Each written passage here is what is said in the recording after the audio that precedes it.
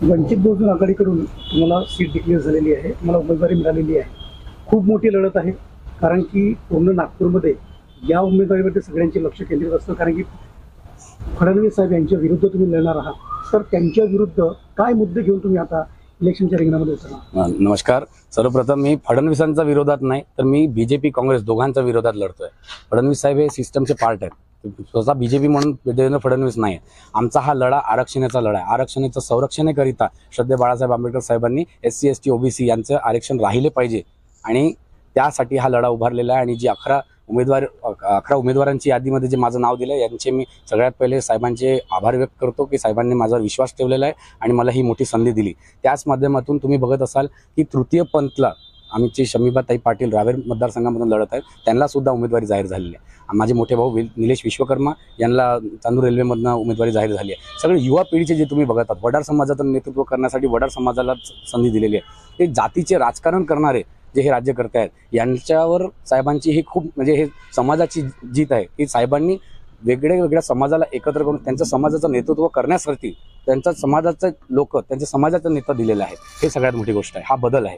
तसेच आरक्षणाबद्दल जे मुद्दा आहे, आता तुम्ही बघत असाल की ज्या वेळेस राजकारण करत असताना यांची जी राहुल गांधी साहेबांनी आपल्याकडे महाराष्ट्रात आले, मग भारत जोडो केलं. त्याच्यानंतर त्यांनी आपल्याला नारा दिला की संविधान बचाव हा याच्या अगोदर म्हणजे निवडणुकीच्या अगोदर लोकसभेचा, आणि ते जसं निवडणूक संपली तर त्याच्यानंतर मतं घेतली SC ST OBC ची आणि समाजाची दिशाभूल करून मतं घेतल्यानंतर ते आता म्हणतात, विदेशात जाऊन विधान करतायत की बाबा आम्ही आरक्षण संपवू. आरक्षण संपव म्हणजे लोकांनी समजायचं काय चाललंय. दुसरी गोष्ट, आता बीजेपी जवळ तुम्ही वडाल, बीजेपी मतदान घेत असताना तुम्ही बघा 2014ला त्यांनी धर्माचं राजकारण केलं, धर्मावर जिंकले. 2019ला त्यांनी राजकारणात 2019ला त्यांनी मंदिराचे राजकारण केले आणि त्याच आता बघायला 2024वर जातीचे राजकारण आणले, ते पण आरक्षणावर टपून आहेत.